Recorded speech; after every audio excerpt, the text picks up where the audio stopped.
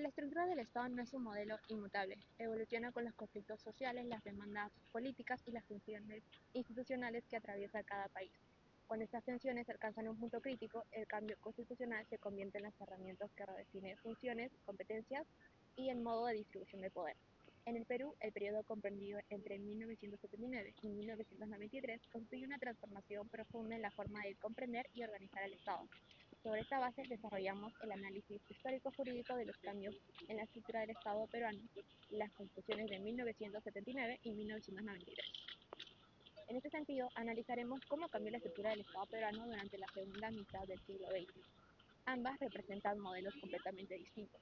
La del 79 responde a una transición democrática y busca equilibrio entre poderes. La del 93 surge después de autogolpe y fortalece el Ejecutivo dentro de un Estado más liberal y económico. El objetivo de esta investigación es entender cómo estas reformas modificaron la organización del Estado, el rol de cada poder y el equilibrio constitucional. Pero antes de analizar los cambios, deberemos partir de los conceptos básicos. La estructura de un Estado no se entiende sin conocer qué es, qué busca y cómo se organiza el poder. Por eso esta sección define los elementos esenciales del Estado peruano y los fines establecidos en cada constitución, porque es justamente a partir de estos fines que se configura la estructura y las facultades de los poderes públicos. Todo Estado se compone de tres elementos: población, territorio y poder. En el caso peruano, la población se entiende como el conjunto de ciudadanos, y esta está caracterizada por ser profundamente heterogénea, marcada por su diversidad étnica, cultural y lingüística, lo que implica que el Estado debe articular políticas que integren esta pluralidad dentro de un mismo marco jurídico. El territorio comprende no solo el espacio físico continental, sino también su dominio marítimo y aéreo. En el Perú, esta zona incluye la zona económica exclusiva de hasta las 200 millas, reconocida constitucionalmente, y el principio de inalienabilidad e inviolabilidad del territorio, que refuerza la idea de soberanía plena frente a cualquier injerencia externa. Finalmente, el poder del Estado, que, según la Constitución de 1923, emana del pueblo, lo que implica que toda autoridad solo puede ejercerse dentro de los límites y procedimientos fijados por la Constitución. Esto subraya el carácter democrático del orden jurídico peruano. El poder no es absoluto, sino limitado, responsable y dividido funcionalmente para evitar abusos y garantías. Pues lo más importante aquí son los fines. Por eso vemos la diferencia clara entre la gestión del 79 y del 93. La del 79 prioriza la dignidad humana, el Estado social y democrático de derecho, y la eliminación de la explotación, lo que refleja una visión profundamente social y garantista. La del 93, aunque mantiene la defensa de los derechos, introduce un giro hacia el modelo económico neoliberal, apertura de mercado y hay un mayor protagonismo de la iniciativa privativa, en un contexto de crisis económica y terrorismo. Estos fines explican por qué luego cambia la estructura del Estado. Y ambas constituciones nacen de contextos totalmente opuestos. La del 79 surge tras 12 años de régimen militar. Se convoca una asamblea constituyente plural sin mayorías absolutas. Por eso se le considera una constitución necesaria, representativa e innovadora, vinculada al retorno de la democracia. La del 93, en cambio, nace tras el autogolpe de 1992 y busca legitimar un gobierno que concentró mucho poder y que se justificó el cierre del Congreso por la lucha contra el terrorismo y la crisis. Incluso el Tribunal Constitucional señaló que fue aprobada deformando la voluntad de los ciudadanos. Esto explica por qué la del 79 busca equilibrio, mientras que la del 93 refuerza el modelo presidencialista. La separación de poderes. La separación de poderes es un principio fundamental en el constitucionalismo moderno. Se basa en evitar la concentración del poder para proteger libertad. Hoy ya no se habla de una división rígida de poder, sino de funciones diferenciadas que deben de cooperar, controlarse y equilibrarse mutuamente. Sin embargo, en el Perú este principio se mantiene de manera distinta en cada constitución. Por una parte, en la Constitución de 1979 se establece una bicameralidad, es decir, que hay dos cámaras, la Cámara de los Diputados y la del Senado. Esto permite mayor deliberación y fiscalización. Por su parte, el Ejecutivo tenía límites, solo podía disolver la Cámara de Diputados. Asimismo, existía un Tribunal de Garantías Constitucionales, lo que significa que había control mutuo y se generaba un equilibrio más claro. Por su parte, la Constitución de 1993 elimina la bicameralidad. Se establece un Congreso unicameral, en donde hay menos deliberación. En ese sentido, el presidente adquiere más facultades, puede disolver el Congreso, puede legislar mediante decretos de urgencia y tiene más iniciativa legislativa. Asimismo, se crean nuevos organismos autónomos, pero el presidencialismo se fortalece. La doctrina señala que esto generó desequilibrio con el Ejecutivo predominando sobre los demás poderes. Es así que el paso del 79 al 93 muestra un tránsito claro, de un modelo más equilibrado y deliberado a uno más concentrado en el Ejecutivo. Una de las transformaciones más trascendentales en la arquitectura del Estado peruano es el tránsito del sistema bicameral propio de la Constitución del 79 hacia un sistema unicameral establecido en la Constitución de 1993. Este cambio no debe interpretarse como una simple variación administrativa, sino como una redefinición profunda de la distribución del poder y de los mecanismos del control político dentro del Estado. El diseño del poder legislativo es, en cualquier democracia, un componente esencial para la estabilidad institucional. Por ello, alterar su estructura implica necesariamente modificar los equilibrios entre las funciones estatales. Durante la vigencia de la Constitución del 79, el Perú contó con un Congreso bicameral integrado por la Cámara de Diputados y de Senadores. Este diseño respondía a principios fundamentales del constitucionalismo clásico, la necesidad de combinar la representación directa de la ciudadanía con un órgano revisor especializado que garantizara la calidad normativa. Mientras la Cámara de Diputados canalizaba las demandas sociales y actuaba como una primera instancia legislativa, el Senado cumplía funciones de revisión técnica, reflexión jurídica y control político calificado. La aprobación de toda ley exigía el visto bueno por ambas y permitía corregir deficiencias y evitar decisiones apresuradas. Este esquema fortalecía la fiscalización del Ejecutivo, ya que ambas cámaras tendían a interpelar y censurar a diversos ministros, ejerciendo un mayor control político por parte del Poder Legislativo. No obstante, el sistema bicameral fue objeto de críticas en la década de 1980 debido a factores contextuales y estructurales, uno por la eventual crisis económica, por la implicancia del terrorismo y también por una clara deficiencia de calidad legislativa, puesto que eso respondía simplemente a intereses de grupos electos y no a la ciudadanía en general. Entonces, el punto de inflexión llegó en el autogolpe del 5 de abril de 1992, cuando el entonces presidente Alberto Fujimori, ya conocido, disolvió el Congreso y reconfiguró el orden constitucional. Con el establecimiento del Congreso Constituyente Democrático, se redactó la Constitución de 1993, la cual eliminó el sistema bicameral y adoptó un Congreso unicameral. Aunque oficialmente se justificó este cambio bajo el argumento de eficiencia, economía y modernización institucional, lo cierto es que la unicameralidad respondió también a un contexto político en el que el Ejecutivo buscaba consolidar su influencia y reducir los contrapesos que históricamente representaba el Senado. El proceso constituyente no se desarrolló en un entorno plenamente democrático, sino en un escenario de autoritarismo ejecutivo. Entonces, el Congreso de Unicameralidad, creado con la Constitución del 93, asumió un solo órgano en todas las funciones de representación, legislación y fiscalización. Este diseño tiene como ventaja aparente la celeridad. Las leyes pueden ser aprobadas más rápidamente al no recurrir a un proceso de doble deliberación. Sin embargo, esta rapidez tiene un costo institucional. La ausencia de una cámara revisora, como se ha enseñado, elimina el filtro técnico jurídico que antes brindaba, lo cual ha repercutido en una menor calidad normativa y a un aumento de leyes con vacíos e inconsistencias que antes no tenían. Asimismo, la Constitución 93 otorgó al Ejecutivo facultades amplias, tales como la emisión de decretos de urgencia, la flexibilización de la legislatura legislativa y otros demás que aumentaban su poder en frente a otros poderes del Estado. Con el paso del tiempo, el modelo unicameral reveló tanto aciertos como limitaciones. Si bien permitió mayor rapidez en los procedimientos, también favoreció la aprobación de normas sin la reflexión suficiente. La falta de una segunda cámara provocó decisiones legislativas complejas fueran tomadas sin el análisis técnico que demandaba un Estado de Derecho. Sin embargo, el Congreso unicameral se mostró especialmente vulnerable a fenómenos políticos y estructurales como la fragmentación partiditaria, la volatilidad de las bancadas y la influencia de mayores conductuales señalados al gobierno de turno. Entonces, todo proceso deja claro que la transición de la bicameralidad a la unicameralidad modificó profundamente la lógica de funcionamiento del poder legislativo peruano.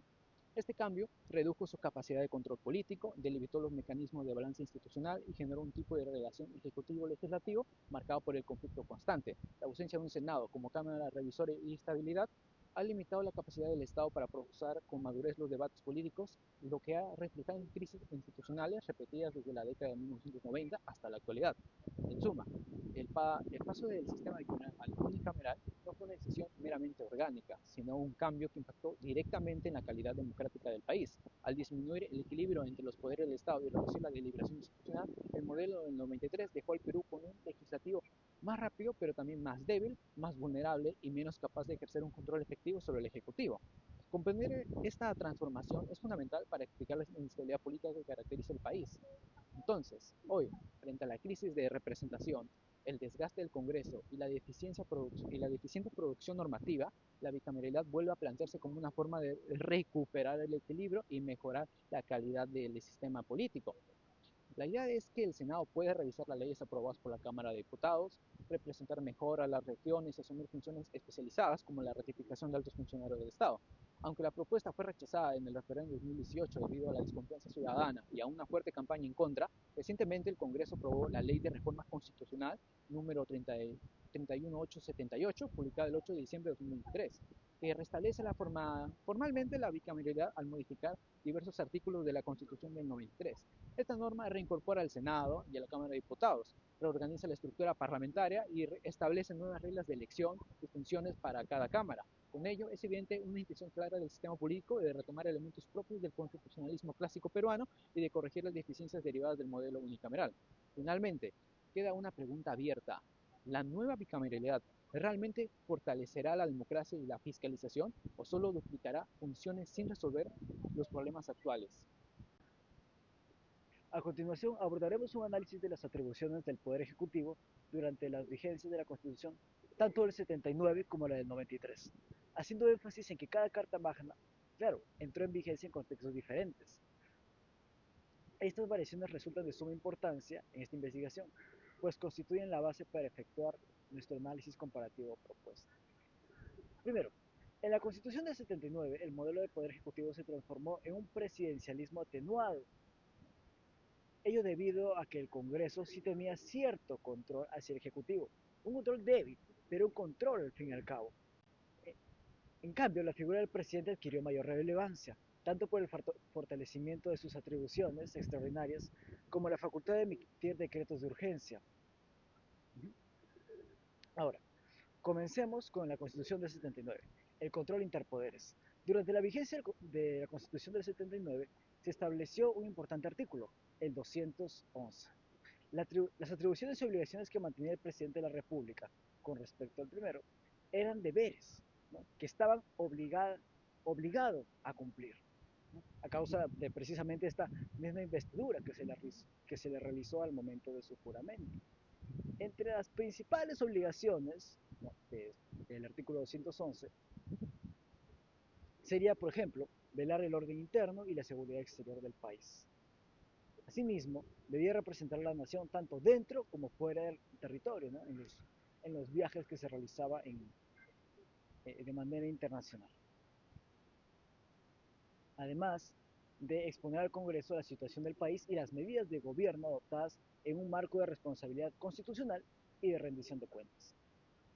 Por otra parte, las atribuciones eran facultades que la Constitución le reconocía para ejercer la función del jefe de gobierno, ¿no?, mientras que las obligaciones eran lo que debía hacer, las atribuciones eran lo que estaba facultado de hacer.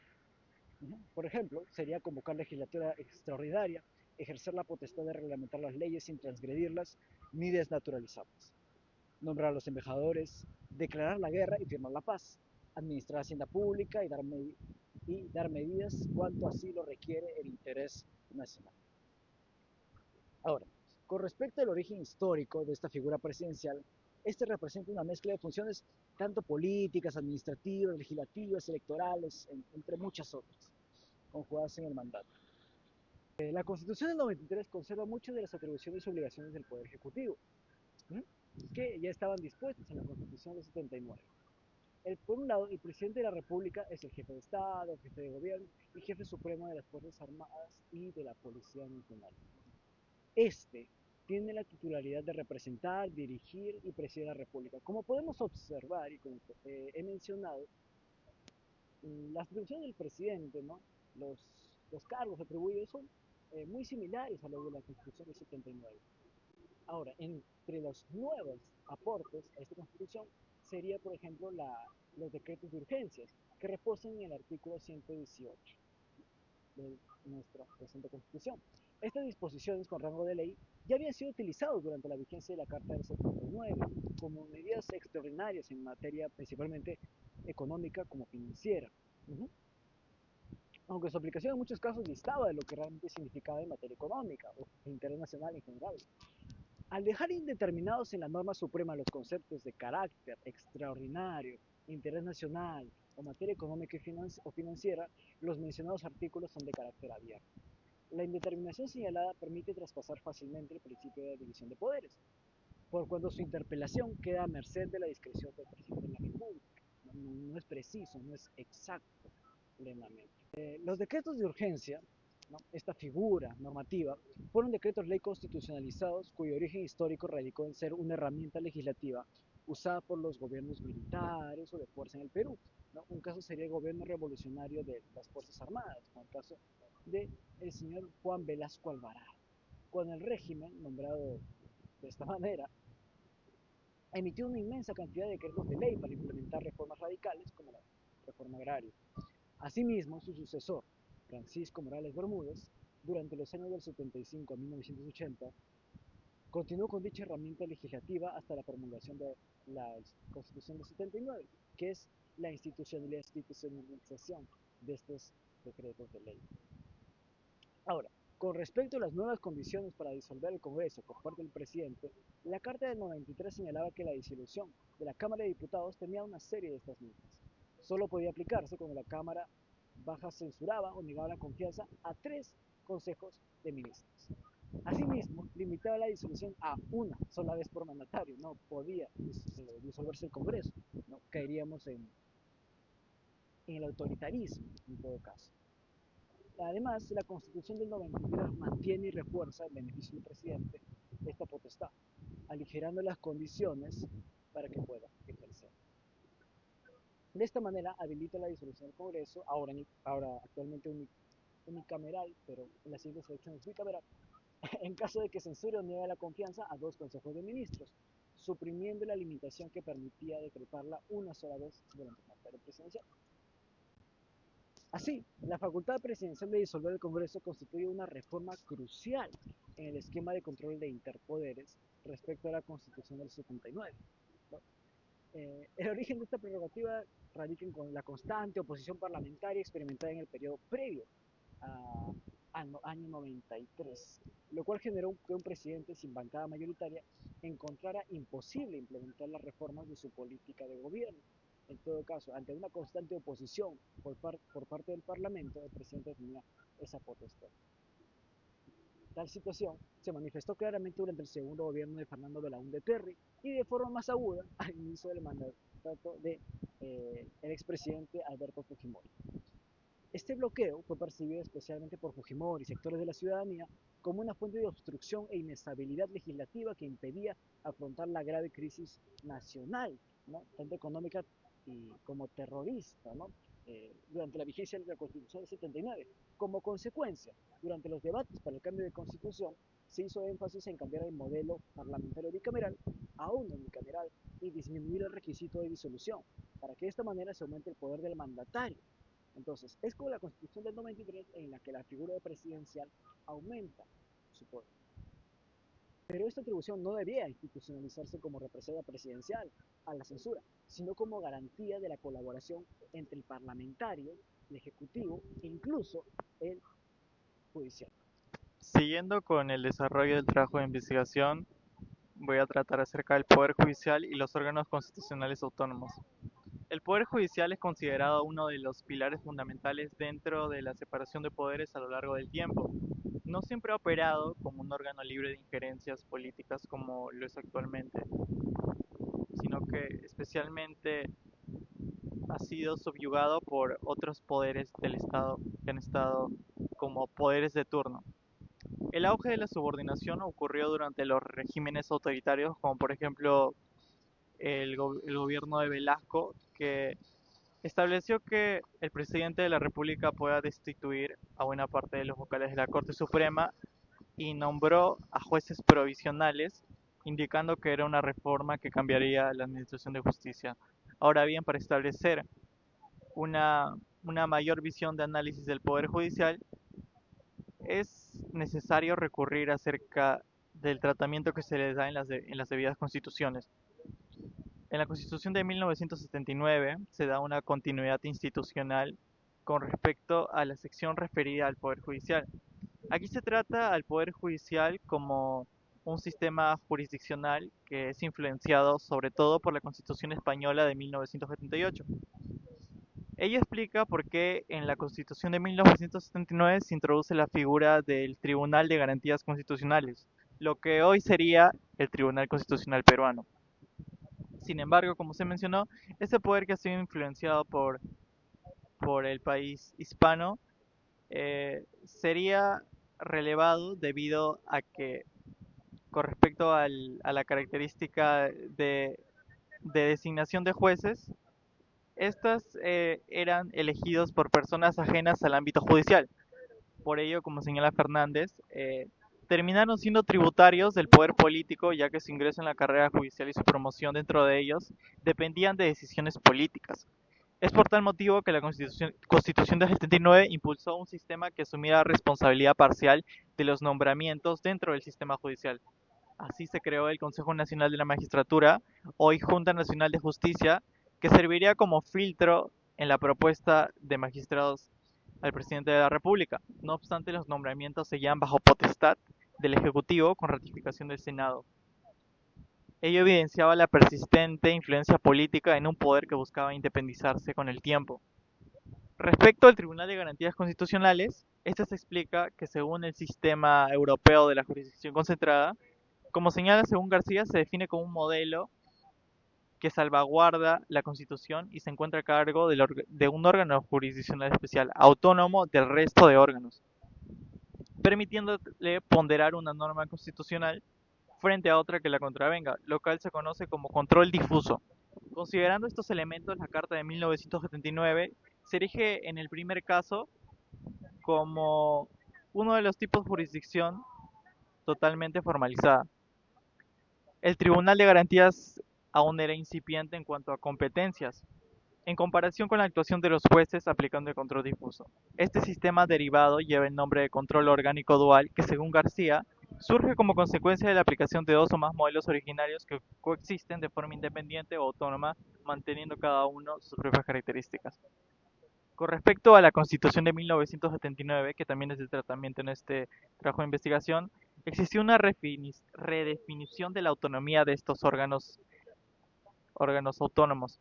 Con respecto a la Constitución del 93, luego del establecimiento del autogolpe del gobierno de Fujimori, se hizo una reestructuración institucional que consolidó la autonomía del Poder Judicial, alejándose del control político invasivo característico de las constituciones anteriores.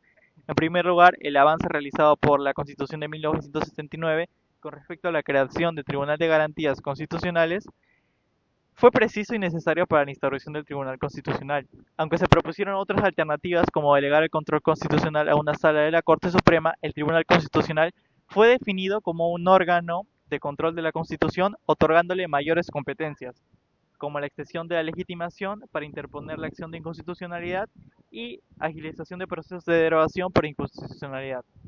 Estas reformas consolidaron el control concentrado que coexistía con el control difuso reconocido en el artículo 138 de la Constitución, configurando así un sistema dual formalizado.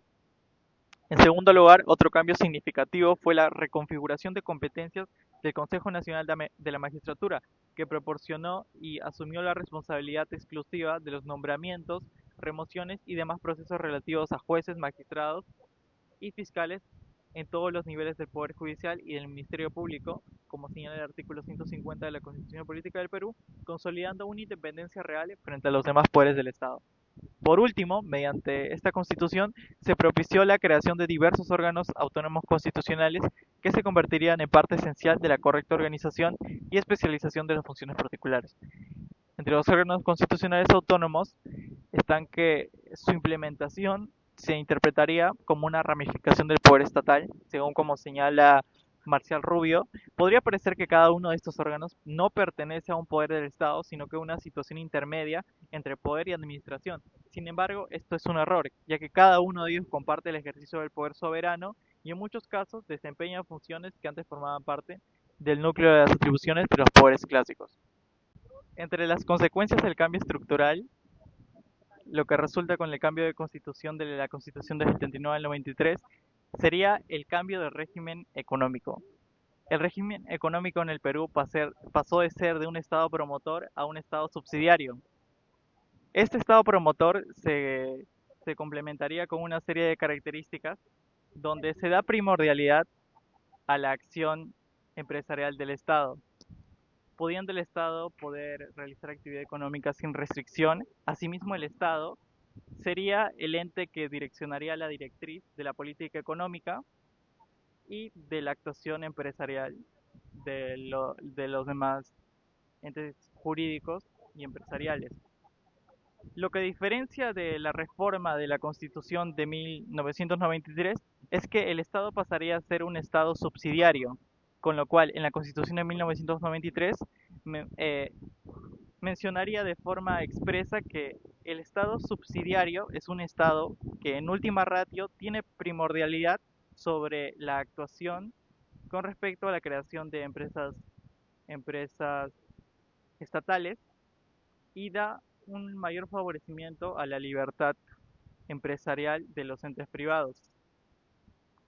Ejemplos de ellos tenemos el caso Petroperú, una de las pocas empresas que aún son estatales, y este cambio de régimen económico de las empresas estatales a entes privados, tenemos el caso durante el gobierno de Fujimori de la privatización, por ejemplo, del aeropuerto Jorge Chávez, la privatización de empresas peruanas como Aeroperú, entre otras.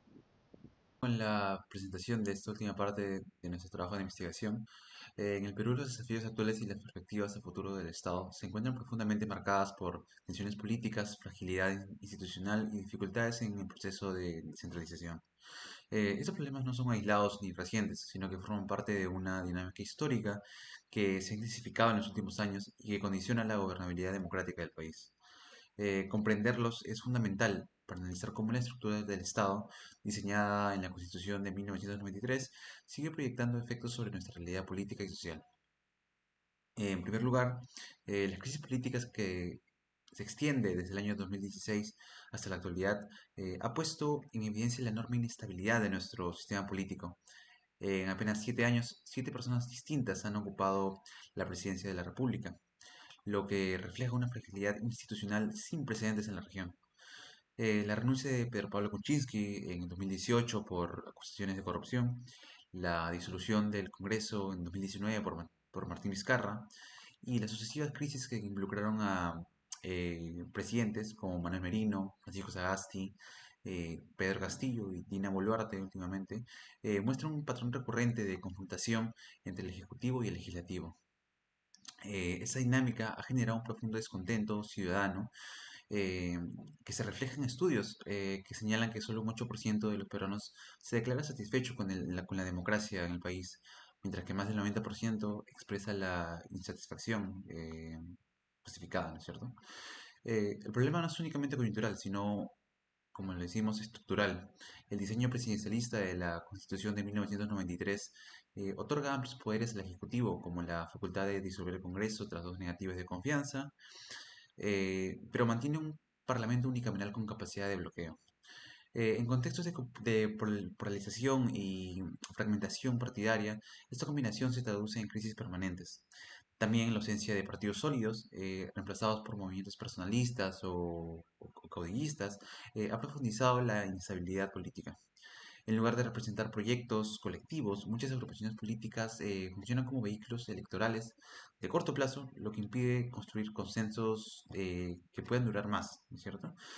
Por ello, el futuro exige reformas que promuevan cooperación entre poderes, incentiven la formación de partidos institucionalizados y establezcan mecanismos efectivos de resolución de conflictos, evitando que la confrontación se convierta en una regla pública de nuestra vida política, ¿no es cierto?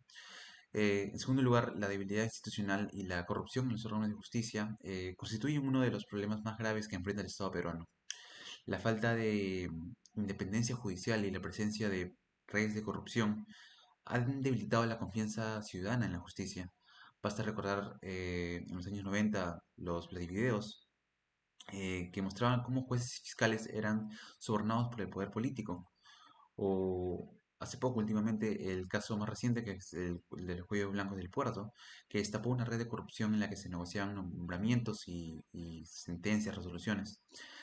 Estos episodios muestran de que la corrupción no es un hecho aislado, sino como lo venimos diciendo, un fenómeno estructural que afecta directamente la vigencia del Estado eh, peruano. Como la justicia o cuando la justicia se percibe como corrupta, la ciudadanía pierde la confianza en que las instituciones puedan garantizar sus derechos. La corrupción judicial genera impunidad, arbitrariedad y limita la capacidad de sancionar delitos vinculados con otros poderes del Estado. En consecuencia, el Poder Judicial deja de ser un verdadero contrapeso frente al Ejecutivo y el Legislativo, debilitando el equilibrio constitucional que debería existir. Para avanzar hacia un Estado sólido, creemos que resulta indispensable fortalecer la justicia, la Junta Nacional de Justicia, instaurar mecanismos de selección justos y transparentes y consolidar un sistema judicial autónomo que defienda con firmeza la supremacía constitucional, puesto que sin un sistema judicial sólido no hay democracia que pueda sostener, que se pueda sostener en el tiempo. Luego, en tercer lugar, el proceso de descentralización, concebido inicialmente en la Constitución de 1979 y debilitado en ciertos aspectos en la de 1993, sigue siendo un reto pendiente, aunque en el año 2002 esta se relanzó con un marco normativo más claro. La descentralización efectiva aún no o sigue presentando serias deficiencias. Los gobiernos regionales y locales dependen en gran medida de las transferencias del gobierno central, lo que limita su autonomía fiscal que deberían tener. Además, muchas regiones carecen de capacidad técnica y administrativa para gestionar adecuadamente sus recursos, lo que se traduce en proyectos paralizados, obras inconclusas y desigualdad persistente entre Lima y las demás regiones. La descentralización en la práctica, como se ha mencionado, ha sido más formal que real, pues no ha logrado reducir las brechas sociales y económicas que existen en el Perú. Mientras Lima concentra la mayor parte de la inversión y los servicios, regiones como Puno, Ayacucho, Huancavelica o Loreto siguen enfrentando carencias básicas en salud, educación e infraestructura. El discurso de la descentralización ha quedado muchas veces en el papel, sin traducirse en mejoras concretas para la población. El futuro exige una descentralización auténtica que fortalezca las capacidades locales, promueva la autonomía fiscal y asegure una fiscalización efectiva del gasto público. Solo así las regiones podrán convertirse en motores de desarrollo y no en espacios de dependencia. En conclusión, el Estado peruano enfrenta tres grandes desafíos que condicionan su presente y su futuro: la crisis política permanente, la debilidad institucional y la corrupción en la justicia, y la descentralización completa. Estos problemas reflejan que los cambios constitucionales de las últimas décadas, más que resolver las tensiones históricas del Estado, han reconfigurado sus bases sobre un modelo de concentración política y apertura económica que lamentablemente no ha logrado consolidar un equilibrio democrático sostenible. Por ello, resulta indispensable promover que restablezcan el equilibrio de poderes, fortalezcan la institucionalidad efectiva y solo a través de un Estado transparente, autónomo y comprometido con la ciudadanía será posible consolidar un modelo político capaz de responder a las demandas contemporáneas de justicia y desarrollo de, que tiene la ciudadanía.